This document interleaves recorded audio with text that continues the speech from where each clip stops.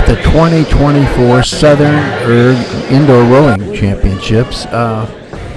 You can see that there's a screen that you can see your boats and kind of see where you are. Others can. You really can't do it when you're in the race. Here's the women that just, I forget which category this is, but quite a few ergs going at once. And you can, I've said it in previous videos that I think this machine is the best all-around training machine there is. It's arms, back, legs, shoulders. This is the beginning of my race. There was quite a few men in the men's masters, both on this side of the room and also on the other side of the room. It was a pretty well organized and well-attended race, and as you can see, there's a lot of competitors. And as I was saying, that I think this machine, you can put as much pressure on your legs, your arms. You can pull as fast as you determine, so you can make this a somewhat easy long-term workout, or you can just really crank on and get your heart rate extremely high. So it's a kind of exercise where you're in control just how much pressure you want to put on yourself. But of course, in these races, you just kind of let it all go and go as hard as you can. And I always get anaerobic when you come to the end of these races. You're just completely exhausted, but the blood's pumping. You're getting rid of the toxins. You're sweating out like crazy. So I just believe it has a lot of health benefits, as probably the best single piece of equipment that I've ever seen for maintaining a high degree of health and fitness. I think I mentioned this race is in Melbourne, Florida. Again, quite a few competitors, and you meet some really great people, I think, in these rowing events. I've had the pleasure of doing indoor rowing around the country at the Crash B, at the Worlds, Chattanooga, Florida, the Huntsman, several times here in Florida. So you meet some really great people, and it's something, like I say, it's probably one of the, if not the best form of all-around conditioning that I know of.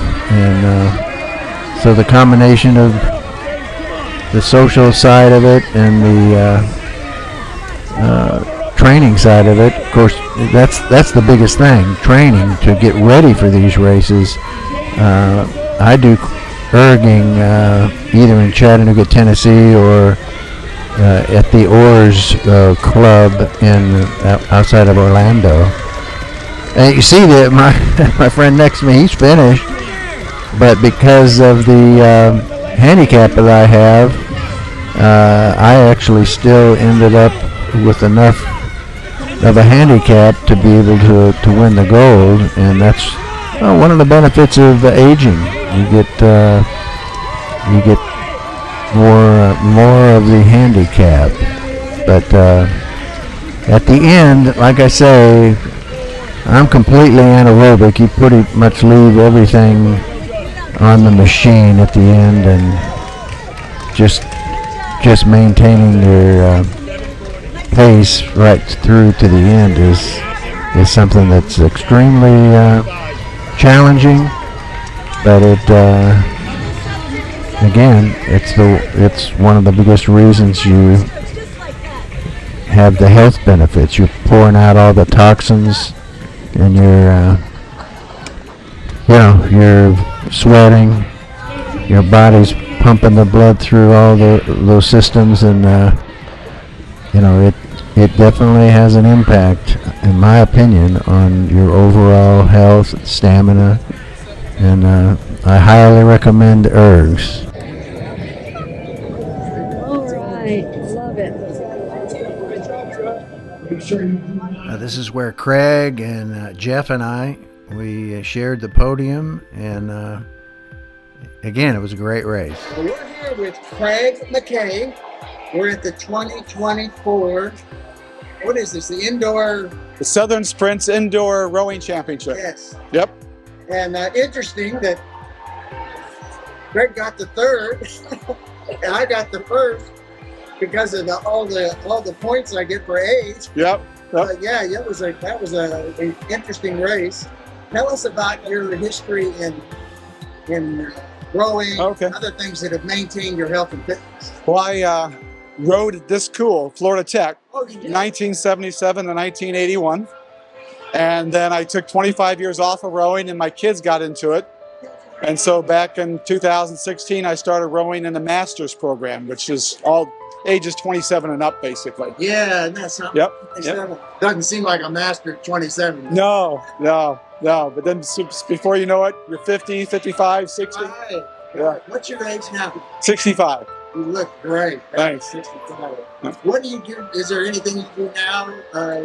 Well, when the pandemic hit, I stopped on the water rowing, but I continued doing the indoor rowing machine. Okay. And then I started master swimming. So swimming competitively against older guys in a competition.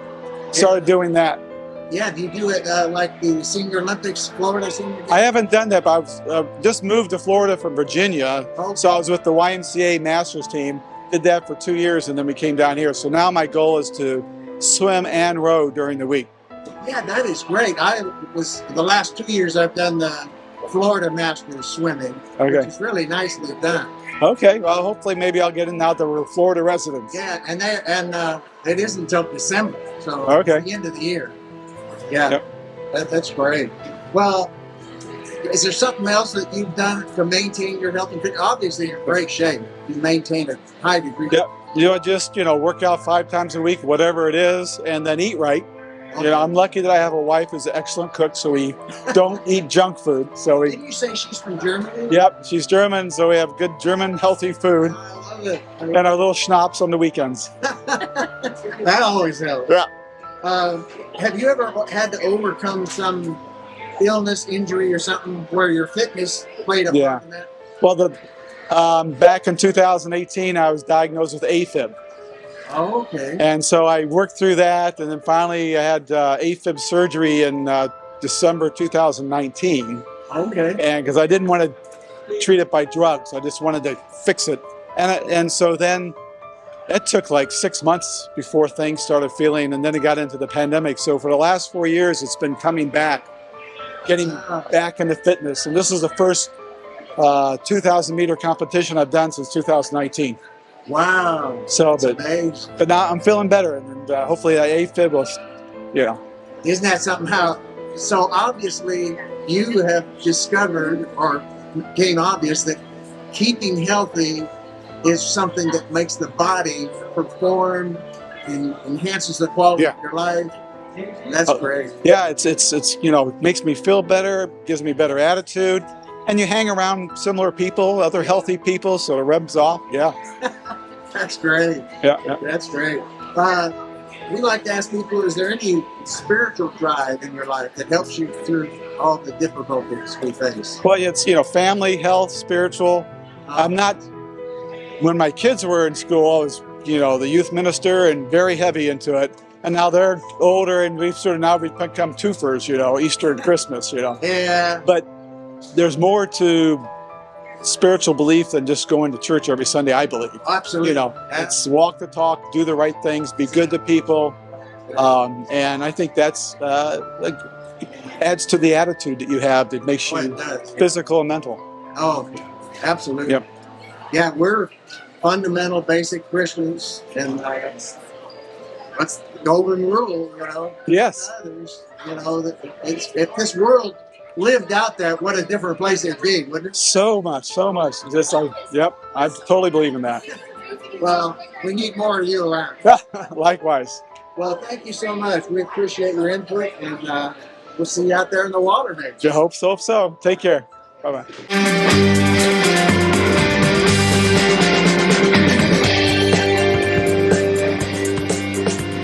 We want to thank you for watching RedefiningAging.us. I'm John Disterdick, your host. And our goal for the series is pretty simple. We just want to enhance the quality of people's lives. So if you know of an event that you think would be one for good for us to cover, please fill out the form on our website, and not only the event and what it is, where it is, when it is, and if there's a person you know that you think would be a good person for us to do a testimony on in some event, please let us know. And if you want a fuller description of my testimony, you can either go to johndisterdick.com and look under ministry, or you can go here at redefiningaging.us. We appreciate your viewership. God bless, and hope to see you on more shows.